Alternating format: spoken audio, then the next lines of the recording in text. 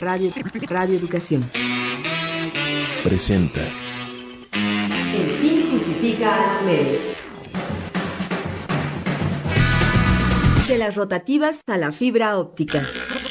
Radio, prensa, televisión, internet. El fin justifica a los medios. Expresiones mediáticas contemporáneas. Hola, ¿qué tal, amigas, amigos? Qué bueno que están con nosotros en esta revista radiofónica dedicada a la comunicación. Les saluda Graciela Ramírez en compañía de mi querido José Ángel Domínguez a la distancia. ¿Cómo estás, José Ángel? Pues en la práctica de la resiliencia, mi querida Graciela, tratando de sobrellevar la separación social, ¿no? Como muchos de nosotros que estamos acostumbrados al cariño, al apapacho, a estos abrazos y besos. Bueno, pues justo ahora hay que tener más que nunca disciplina para que pronto el país pueda avanzar, moverse a otras cosas y también dejar de lado lo álgido de las conversaciones de desestimar a los demás, a los otros, como hemos visto en redes sociales, en los medios electrónicos, que si el COVID, que si el presidente Andrés Manuel López Obrador, que si la guerra electoral, en fin, está complicado el panorama. Así es bastante complicado porque tenemos demasiada información y entre tanta información pues se diluye la información verídica. Caemos muchas veces en replicar información que no es verdad, las famosas fake news, y de ahí la importancia de destacar los datos, las fuentes, poder distinguir la información verídica de la que no lo es. Sí, pues son las nuevas expertices que tenemos que desarrollar frente a los cambios que hemos experimentado en las maneras de comunicarnos, de estar, de compartir información. Pero bueno, pues uno de los temas que han estado sonando en la prensa es precisamente el derecho a la información, porque a raíz de que el presidente Andrés Manuel López Obrador anunció que su gobierno está evaluando la posibilidad de que este organismo constitucional autónomo que garantiza la transparencia y al acceso a la información, me refiero al INAI, pase a la Secretaría de la Función Pública, bueno, pues se han expresado diversas opiniones en torno a lo que esto significaría. Una violación a los derechos humanos, una regresión en los avances democráticos de México. ¿Qué opinas, Graciela? Pues nos preguntamos en este programa si es posible garantizar estos derechos con menos recursos y ser más eficiente, como propone el presidente López Obrador. Y también, ¿qué implicaciones tendría perder la autonomía y pasar a ser un órgano sectorizado? Pues sobre esto platicamos con el doctor Ernesto Villanueva, especialista en Derecho de la Información. Pero antes, los invitamos a escuchar nuestro resumen con las noticias de comunicación más importantes de la semana en nuestra sección Notimedios.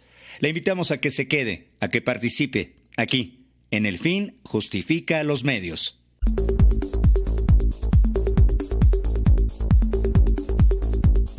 Saludamos a todas las personas que nos escuchan por nuestras frecuencias, el 1060 de amplitud modulada, el 96.5 de FM, en Mérida, en Hermosillo, en Internet, y a todos aquellos que lo hacen a través de nuestras emisoras hermanas, Radio Universidad Autónoma del Estado de Morelos, Radio Universidad Autónoma de Baja California, Instituto Latinoamericano de la Comunicación Educativa en la Ciudad de México, Iguala Radio en Guerrero, El Escarabajo Radio en Jalisco, Radio Paraíso en Los Reyes, Michoacán, Radio Universidad Juárez Autónoma de Tabasco y Radio Universidad Autónoma de Occidente en Los Mochis, Sinaloa. Un abrazo cálido también a todas las personas que escuchan el podcast que subimos a nuestras redes sociales y por supuesto a la página de Radio Educación.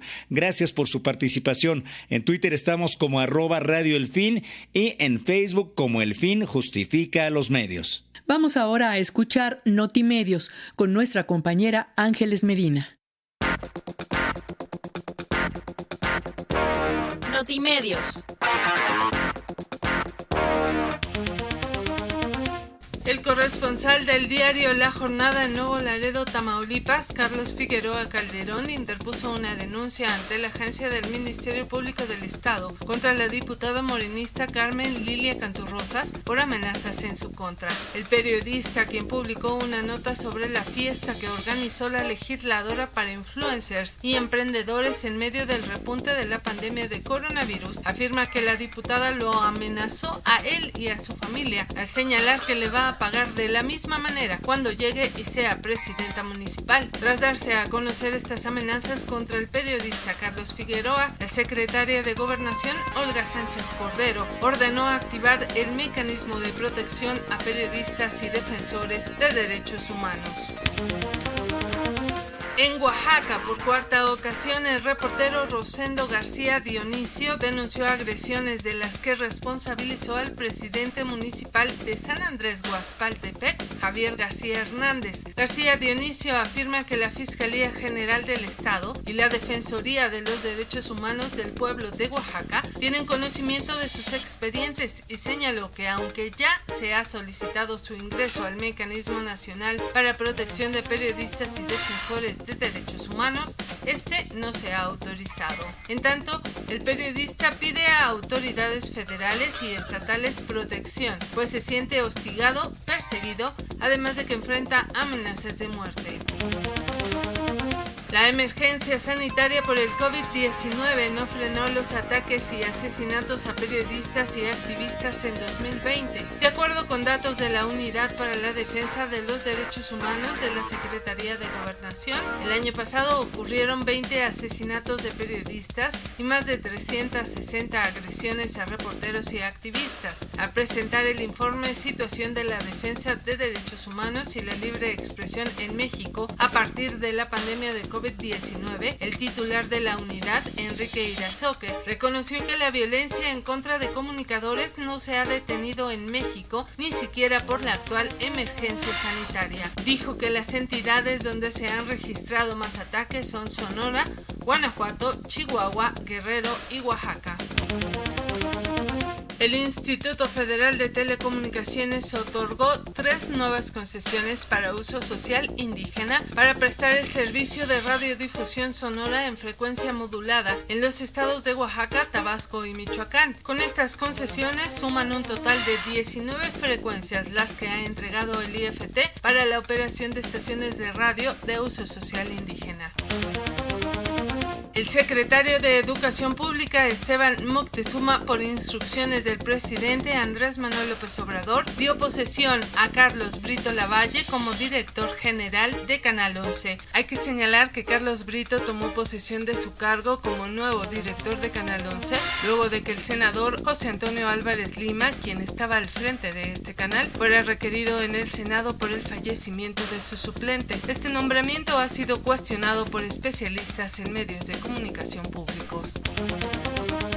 La bancada de Morena en el Senado de la República prepara una regulación en torno a las redes sociales que supuestamente buscará garantizar la libertad de expresión. De acuerdo con Ricardo Monreal, líder de la bancada de Morena, las redes sociales se han convertido en una conversación de orden público que se relaciona intrínsecamente con la libertad de expresión, por lo que afirmó que al no tener un estándar para sus términos y condiciones, se pone en riesgo este derecho, dado que las empresas pueden suspender o eliminar cuentas y contenidos de manera unilateral. En tanto, la secretaria de Gobernación, Olga Sánchez Cordero, dijo que el gobierno federal ya ha ordenado un estudio a la Unidad de Normatividad de Medios para saber cómo se han regulado las redes sociales en otros países. Hay que decir que el senador Ricardo Monreal ha señalado que en la iniciativa que presentará se plantea la modificación de algunos artículos de la Ley de Telecomunicaciones y Radiodifusión para que sea el Instituto Federal de Telecomunicaciones quien regule las plataformas digitales. Y en noticias internacionales, la Suprema Corte de Pakistán ordenó la libertad de un hombre que fue condenado a muerte por la decapitación del periodista estadounidense Daniel Pearl en 2002. Con esto, el máximo tribunal desestimó un recurso de la familia del periodista contra la absolución del británico pakistaní Ahmed Omar Saeed Sheikh y reiteró la decisión de excarcelarlo. En tanto, el gobierno de Estados Unidos calificó esta decisión como una afrenta a las víctimas del terrorismo en todas partes, por lo que pidió al gobierno pakistaní revisar sus opciones legales, entre ellas la de permitir a Estados Unidos procesar a Ahmed Omar Saeed Sheikh. Hasta aquí las noticias de comunicación más importantes de la semana. Le invitamos a que visite nuestro blog elfinjustifica.wix.com/notimedios. Pues ya lo escuchó usted. Le invitamos a consultar Notimedios en la página de Facebook de El Fin Justifica los Medios o en el blog elfinjustifica.wix.com/Notimedios. Y precisamente de los comentarios de los radioescuchas en torno al programa de la semana pasada, que fue un homenaje a don Chente Morales, dice Víctor Ugalde: saludos a Graciela, a todo el equipo, cuídense del COVID y de los recortes presupuestales. ¡Ay, nanita! Rafael Ruiz Tejada, Ruiste, nos dice: Vicente Morales fue un maestro en los sonidos radiofónicos. Ciertamente. Blanca Leonor Ocampo Bobadilla dice: qué entrañable programa, un gozo. Gracias a don Chente, gracias a El Fin Justifica los Medios. No, gracias a ti. Barrera Avi nos da las buenas tardes a Radio Educación. Dice que es hermoso e interesante el programa. Gracias por darnos a conocer la gran obra de Vicente Morales. Excelente tarde para El Fin Justifica los Medios y todos los radioescuchas. Y Teófilo Huerta, a quien enviamos un abrazo cálido, dice: recordamos con cariño a don Vicente. Pues sí, todos lo recordamos, influyó en esta comunidad y bueno, pues hay que moverse adelante también, estará presente siempre. Participe con nosotros, estamos en Twitter como @Radio El Fin y en Facebook como El Fin Justifica a los Medios. Vamos a nuestra siguiente sección. La entrevista. El INAI y la transparencia. A inicios de este año, el presidente Andrés Manuel López Obrador anunció que su gobierno está evaluando la posibilidad de que el Instituto Nacional de Transparencia, Acceso a la Información y Protección a los Datos Personales, el INAI, pase a la Secretaría de la Función Pública. Con esta medida, enmarcada en la política de austeridad, el gobierno quiere reducir el presupuesto de 1,000 millones de pesos a un organismo que ha sido señalado por haber mantenido en la opacidad varios casos importantes de corrupción del sexenio pasado y que no cumple con hacer accesible la información de manera expedita a quienes la solicitan. Bueno, pues este anuncio ha desatado críticas de parte del propio INAI, también de expertos de organizaciones que consideran que esto significaría una violación a los derechos humanos y también una regresión en los avances democráticos que ha logrado nuestro país. Pero ¿acaso es posible garantizar el derecho a la información de manera más eficiente y con menos recursos? ¿Qué implicaría perder la autonomía y pasar a ser un órgano sectorizado? Para hablar del tema, invitamos a un experto en Derecho a la Información. Él es el doctor Ernesto Villanueva, licenciado en Derecho por la Universidad Autónoma Metropolitana, es doctor en Derecho por la Universidad Complutense de Madrid, doctor en Comunicación Pública por la Universidad de Navarra, tiene un postdoctorado en Derecho de la Información por la Universidad Complutense de Madrid. Es investigador titular C del Instituto de Investigaciones Jurídicas de la UNAM e investigador nacional del Sistema Nacional de Investigadores del CONACYT nivel 3. Tiene varias obras publicadas sobre legislación de la comunicación y participó en la creación del IFAI en 2003. Fue nuestro primer defensor de la audiencia aquí de Radio Educación y le damos la bienvenida. Ernesto, muchas gracias por aceptar esta entrevista. Al contrario, gracias a ti, Graciela y José Ángel, a sus órdenes. Pues el INAI, este instituto es considerado por muchos como un logro democrático, un órgano autónomo de los tres poderes del Estado, lo cual supuestamente lo hace independiente para poder garantizar el derecho que tiene la sociedad de conocer información. ¿Es esto correcto desde su punto de vista? Y en ese sentido, ¿qué significaría la desaparición del INAI y su adscripción a la Secretaría de la Función Pública, como ha propuesto el presidente? Bueno, yo aquí quisiera precisar que el tema de transparencia y el INAI habría que separarlos. Evidentemente, el tema de transparencia, incluyendo tanto la transparencia proactiva, es decir, la que se pone a disposición del público sin solicitarla, como a petición de parte, aquella que se solicita, pues sin duda alguna es un derecho establecido en la Constitución y además es también un mandato por la jurisprudencia de la Corte Interamericana de Derechos Humanos desde el año 2013 en el caso Claudio Reyes contra Chile. Entonces, por ese lado yo no le veo ahí que haya ningún retroceso.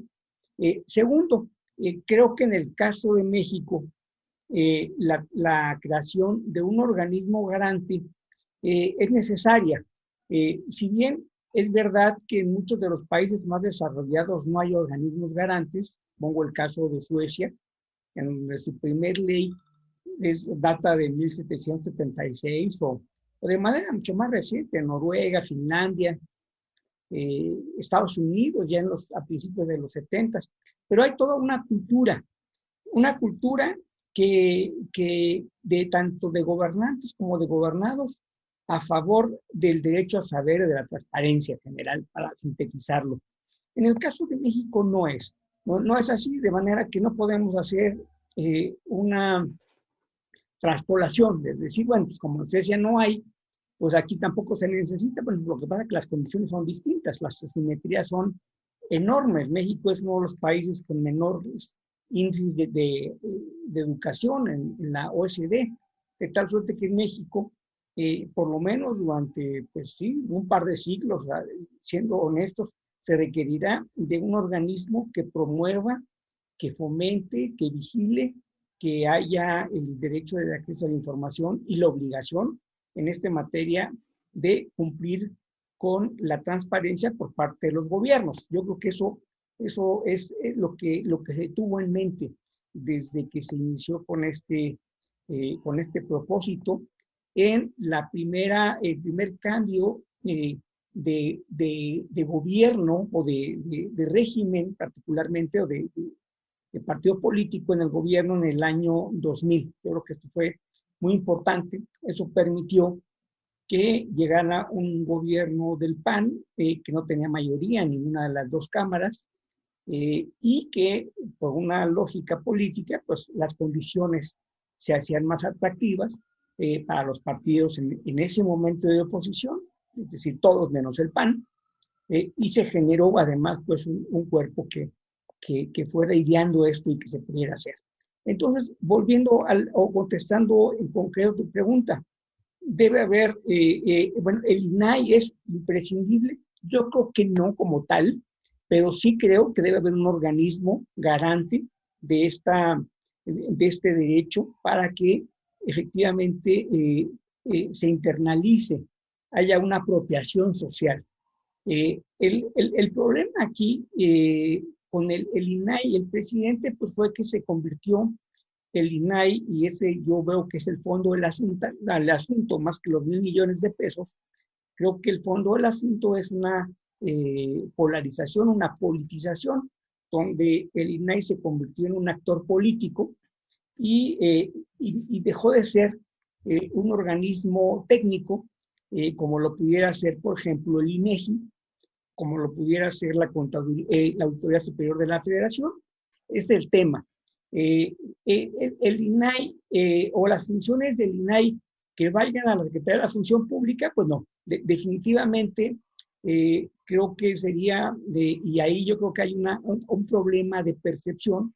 Incluso yo creo que el presidente también tiene datos erróneos en ese sentido, porque darle esas funciones a la Secretaría de la Función Pública, pues supondría acotar, primero, por dos razones. El alcance de lo que sería el campo de atribuciones.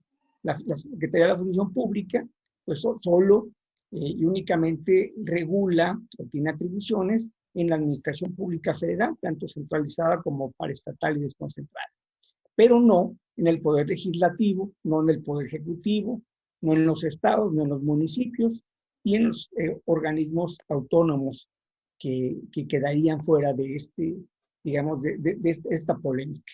Creo que habría solución, creo que se podría dar un avance si estas funciones que hoy tiene el INAI pasaran a la Auditoría Superior de la Federación, haciendo las reformas constitucionales y legales, en donde a la propia auditoría se le diera precisamente la independencia total, ahora sí que no tiene una independencia técnica, una especie de organismo descentralizado del poder de la Cámara de Diputados en concreto, y se ha solicitado desde tiempo atrás que haya mayor independencia. Yo creo que podría darse un círculo virtuoso en el sentido de darle a la Auditoría Superior esta facultad, esta posibilidad, esta independencia. Por otro lado, creo yo que sería el organismo más relacionado con el tema de transparencia. ¿Por qué? Porque la Auditoría Superior de la Federación maneja dos temas que no pueden estar desvinculados del tema de la transparencia: la fiscalización y la rendición de cuentas. Justamente la transparencia es una herramienta para lograr la fiscalización y la rendición de cuentas. Entonces me hace que sería lógico que en este momento se hiciera, si se quisiera hacer la alternativa. ¿Cómo lograr? Porque la pregunta es, ¿cómo lograr que tengamos por un lado el derecho, que sí lo vamos a tener, pero que ese derecho sea además efectivo? ¿Qué es lo que ha hecho el INAI que no hizo bien? Bueno, independientemente de su problema político, algo que dejó de hacer o que nunca hizo fue socializar conocimiento. Yo siempre estuve a favor de que el INAI creara con la Secretaría de Educación Pública contenidos en materia de acceso a la información, transparencia, en los libros de texto gratuito, en la primaria, en la secundaria, en la preparatoria, incluso en las licenciaturas, en cualquiera. Pero la verdad de los casos es que no ha sucedido eso. En las escuelas en donde hay a nivel universitario, pues es una materia optativa y por tanto la gente no se identifica con lo que el valor de la transparencia, no conoce la gente para qué le sirve. Y por tanto, yo veo casi imposible que a la gente, que tengamos ya no 1 millón, que tengamos 100,000 personas en el Zócalo pidiendo transparencia. Yo creo que sí las tendríamos si dijéramos que vamos a cerrar la Basílica de Guadalupe, ahí sí tendríamos a 2 millones. Pero esto, ¿por qué? Pues porque está enraizado en nuestros genes prácticamente, en nuestra cultura. Pero el tema de transparencia, pues es un tema que se ha hecho solo para una élite muy reducida.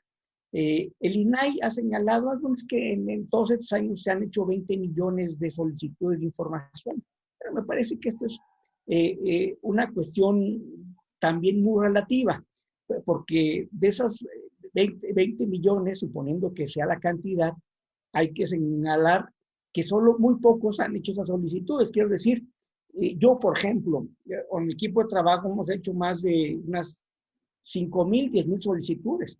Entonces, esas 20 millones de solicitudes no significa que hayan sido 20 millones de ciudadanos que han hecho una solicitud. Es claro, un pequeño grupo, son periodistas, que son abogados, que son académicos, en fin, los que de manera recurrente utilizan el derecho de acceso para ejercer otros derechos, ¿no? Muy legítimo, pero no ha llegado a la sociedad. Dicen que solo 1 de cada 5,000 adultos entre los 20 y los 59 años en México agotan su derecho a la información. No, eso es que también esa es otra parte. El problema es que no solo hacen la solicitud, hay que ver que hay una respuesta. Si no la hay que interponer un recurso de revisión. Ese recurso de revisión, suponiendo que lo ganes, el problema es que el INAI no ejerce las atribuciones para que el propio sujeto obligado entregue la información. Tiene el solicitante tiene que ir ante el Poder Judicial vía un amparo indirecto, y lo cual implica tiempo, dinero, esfuerzo. También es algo que está complicado. Y uno de los grandes aportes, sin duda, de México al mundo, que siempre lo he señalado y lo señalaré, fue la creación del famoso SISI, que era no había, eso sí, en ningún lugar del mundo, un sistema informático fácil, accesible, para que pueda solicitar información de todas las dependencias de todo el país. No tenía que estar yo en Mérida para solicitar información de Tijuana. Y eso se convirtió después en Infomex al incorporarse en los estados. Pero hoy la plataforma se ha complejizado, tiene más facilidades o más bien amenidades, pero es más complejo y más difícil la utilización para una persona promedio. Entonces, ese también fue otro error. Y estuviéramos, por ejemplo, en Canadá, te dirían, bueno, ustedes se enorgullecen de que tienen 20 millones de solicitudes. Nosotros en Canadá estamos orgullosos de que tenemos menos de 100,000 solicitudes, porque nosotros, como la información la ponemos en línea, no tenemos solicitudes. Nos preocuparía que tuviéramos ya, claro. Son dos sistemas. Sí, entonces dirías tú que el INAI es un organismo que no ha sido eficiente en el sentido de que la gente pueda obtener información de manera rápida, de manera expedita. No ha cumplido el INAI con su misión. Bueno, yo creo que ha cumplido parcialmente.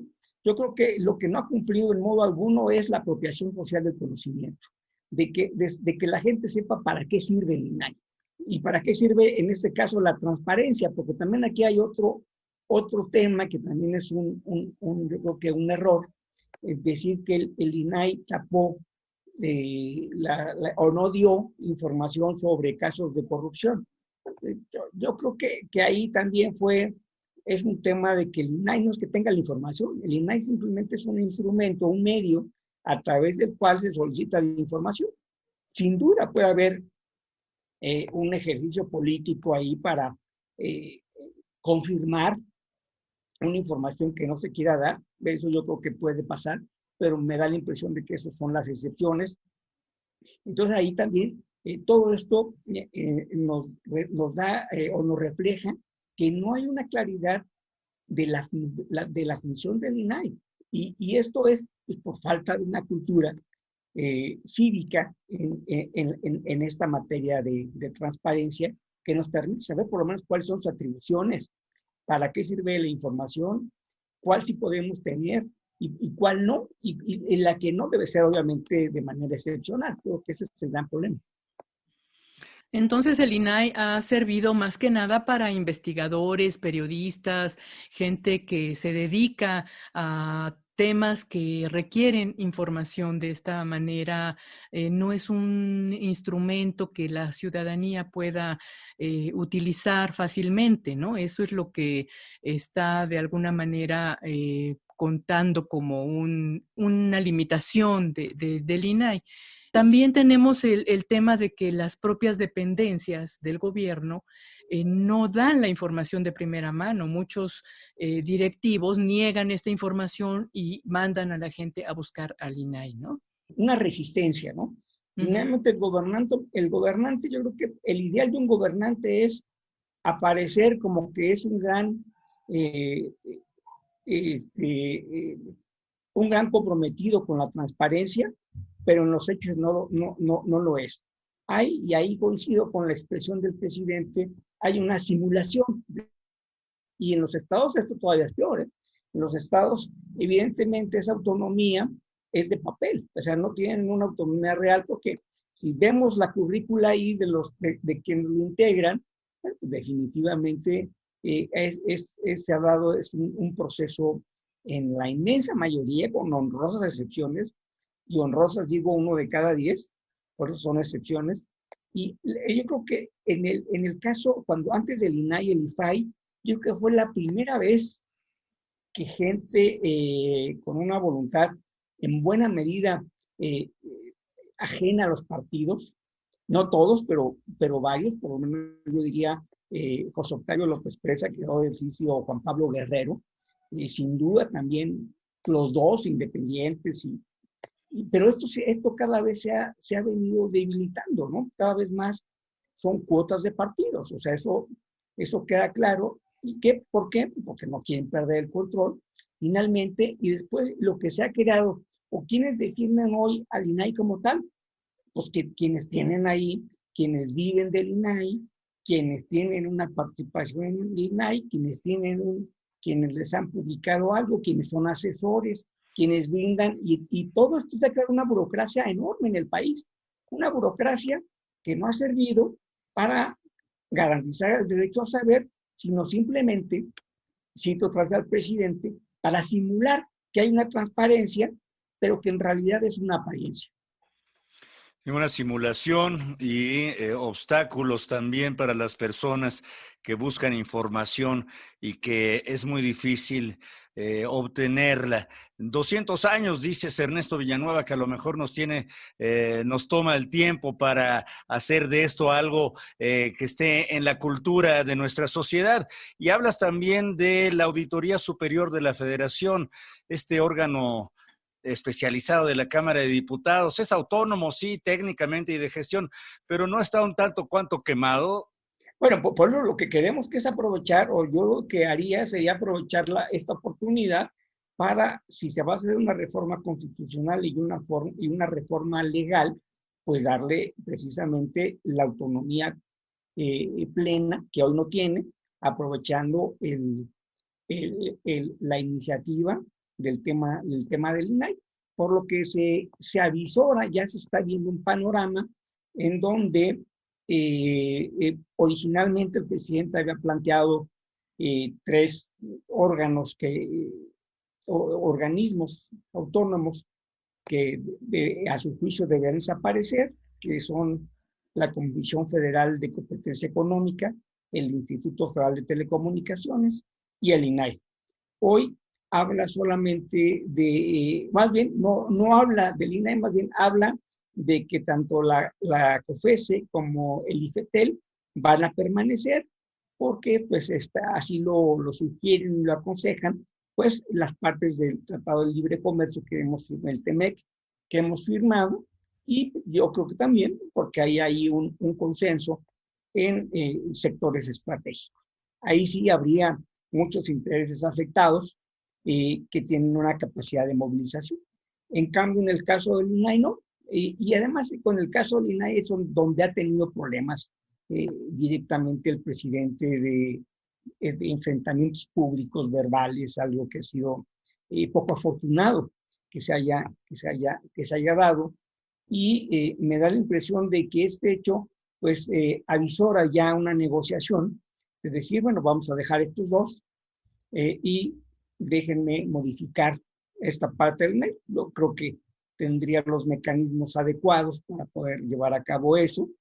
Me parece que lo importante es que no se pierda un organismo garante, pero ese organismo garante no tiene necesariamente que ser el INAI. Creo que ahí hay problemas, incluso la propia Auditoría Superior de la Federación, en el cambio del más reciente figura como INAI, pues hubo observaciones de corrupción por parte de la Auditoría Superior de la Federación que nunca fueron solventadas, y entonces también ahí es donde tenemos que darle mayores elementos a la Auditoría Superior, y yo creo que esta es una gran oportunidad histórica para poderlo hacer. Se habla de que existe un derroche de recursos públicos por parte del INAI y que esto no justifica su costo en relación a su eficacia. Pero en el tema de la autonomía, un nuevo órgano garante de la transparencia tendría que ser tendría que ser independiente.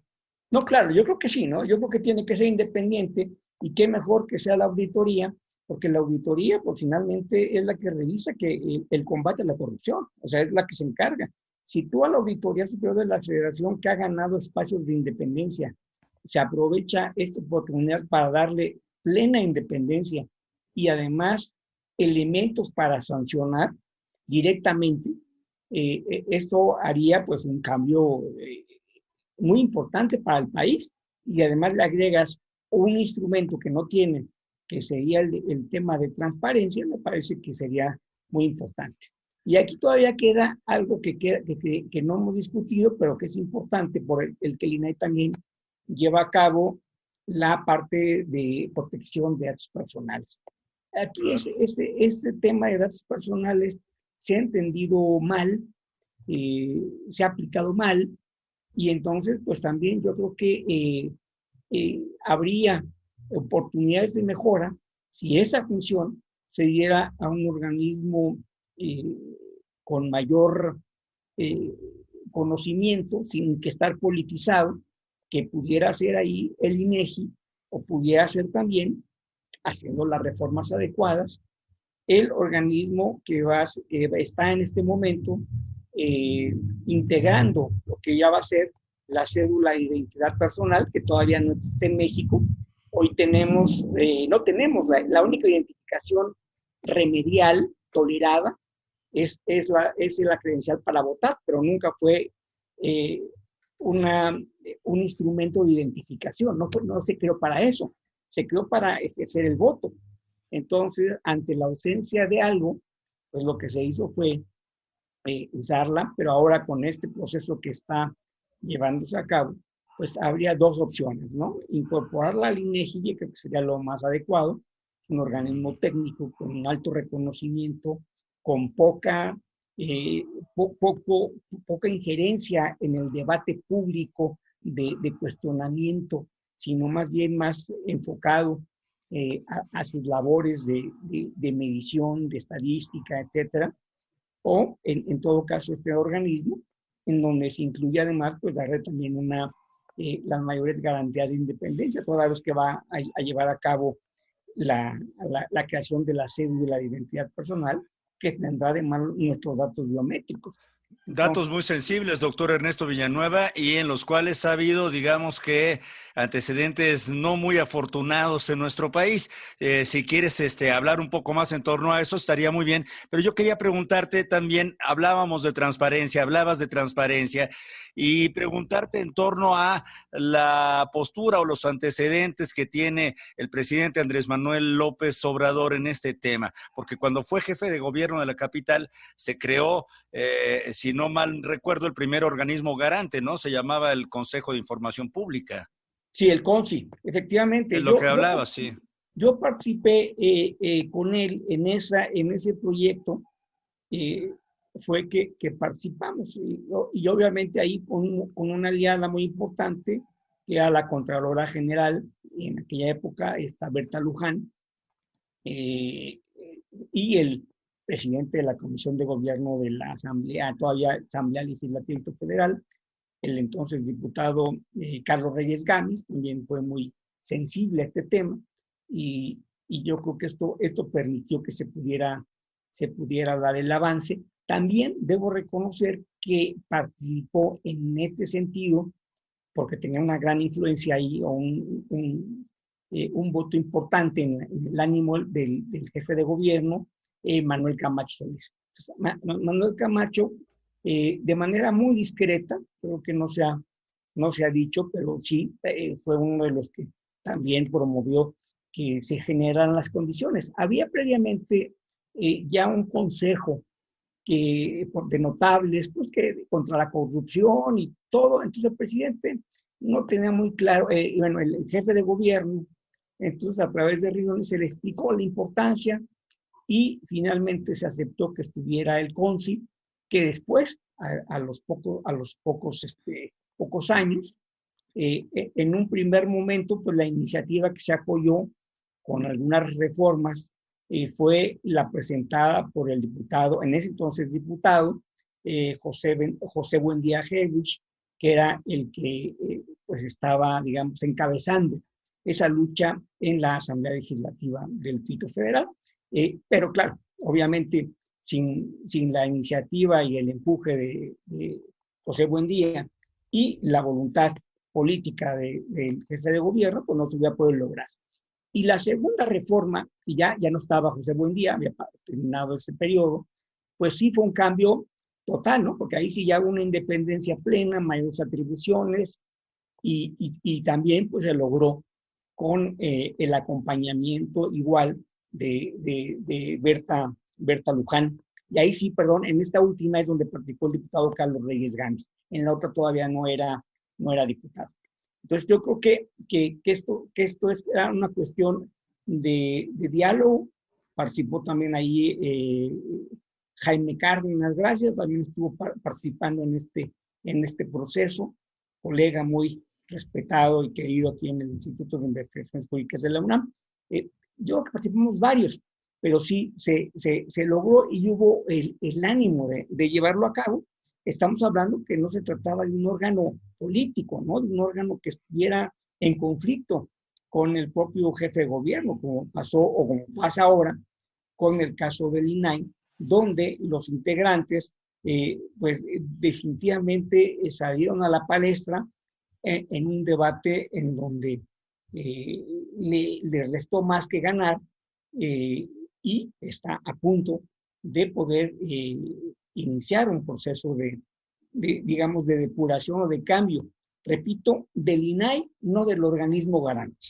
Los opositores al gobierno actual temen que esta medida propuesta por el presidente signifique una voluntad de opacidad, de acabar con la transparencia y no se deba solamente a un problema económico y de funcionalidad de este organismo. ¿Tú qué opinas, Ernesto?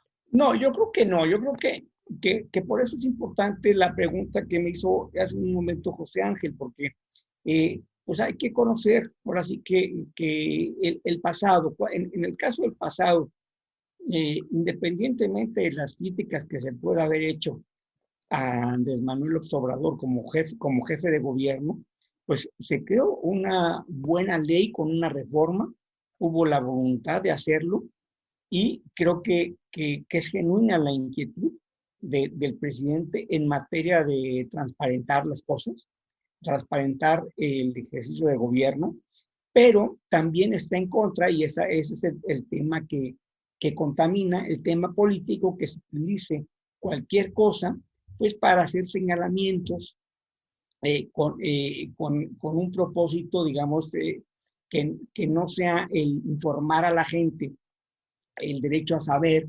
sino pues es hacer toda una estrategia de cómo afectar, ¿no? Entonces se desnaturaliza ir al sentido del derecho a la información y repito, es el tema que hay ahí de fondo, más que el asunto de la austeridad. Creo yo que es un tema de naturaleza política que no se va a resolver, yo creo que eso está claro, y que creo que la salida venturosa sería, desde mi punto de vista, incorporarla a la Auditoría Superior en los términos que ya lo señalé. Claro, tú lo ves viable esta transformación, además de que significaría, Ernesto Villanueva, también pues un ahorro en las economías de la actual administración, por un lado. ¿Es esto correcto? Correcto, claro, porque en este momento hay que ver que otra cuestión también que ha agraviado mucho al presidente y a la sociedad en general, si hiciéramos una encuesta de si el INAI y ya se ha hecho, ya el gobierno tiene varias encuestas, es decir, lo que hace el presidente no es que de pronto se le ocurra en la mañana y diga lo voy a hacer, no, tiene evidentemente encuestas que se hacen y evidentemente ve lo lógico es como gobernante, cuál sería el impacto en mi clientela política, en mi base electoral. Evidentemente no iba a hacerlo, aunque costara mucho, aunque cueste mucho, pues las pensiones a adultos mayores sería una locura. Bueno, sería definitivamente que tiene un costo varias decenas de veces lo que cuesta el INAI. Pero ahí sí, bueno, estaría ahora sí que tirándose un balazo al pie. Pero en ese sentido no, en ese sentido la gente no lo percibe como algo, como que sea una prioridad, está pues en más allá del lugar 20, entre las prioridades de la gente, no lo ubica. Si desaparece hoy el INAI o no desaparece, no pasa nada. me refiero a la mayoría, al votante, que es la inmensa, más del 80% de la población, 90%, yo creo que no les pasaría absolutamente nada. Y eso, con esos datos en mano, pues el presidente es en donde hace efectivamente este tipo de reflexiones. Es el caso también de la COFESE del IFETEL.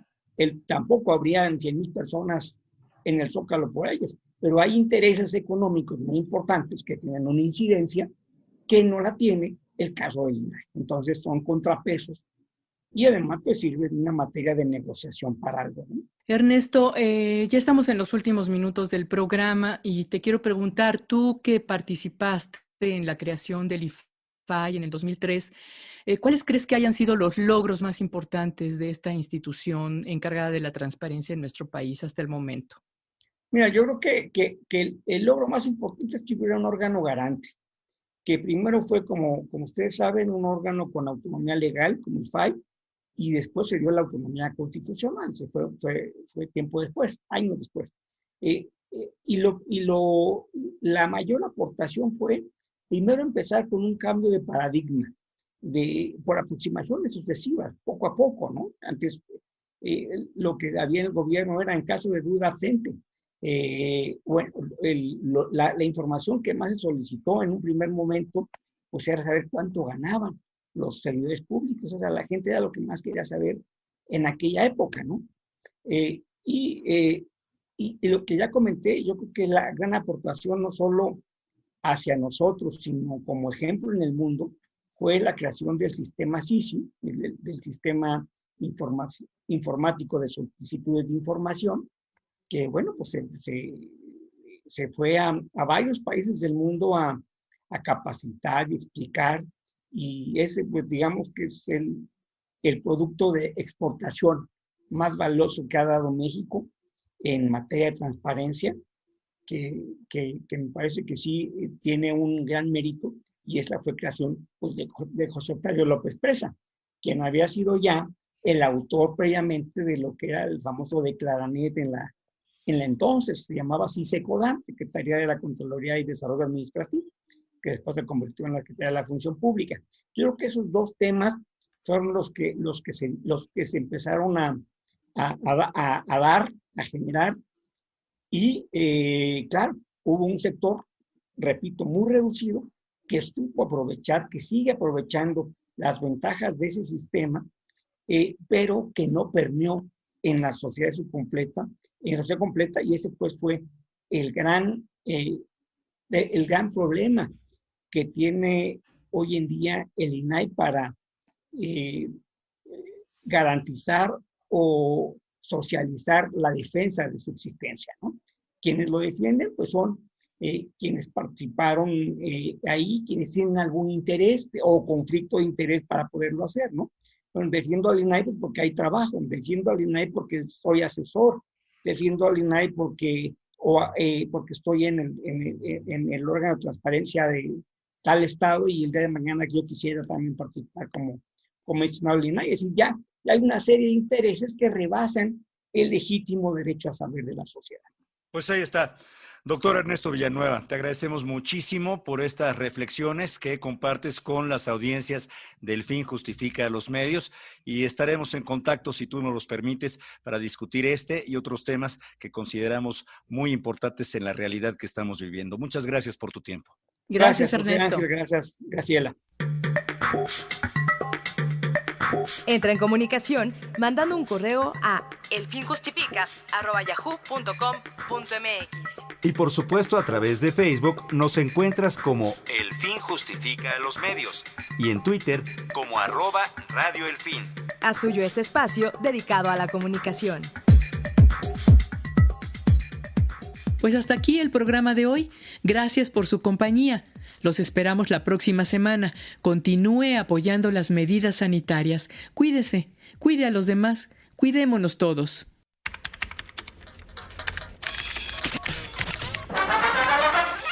Radio Educación Presentó El Fin Justifica a los Medios. Expresiones mediáticas contemporáneas. El fin justifica a los medios. Trabajamos para usted Luis Oropesa, Sofía Rivera, Ángeles Medina, Alexia Cervantes y José Ángel Domínguez en una producción de Graciela Ramírez para Radio Educación.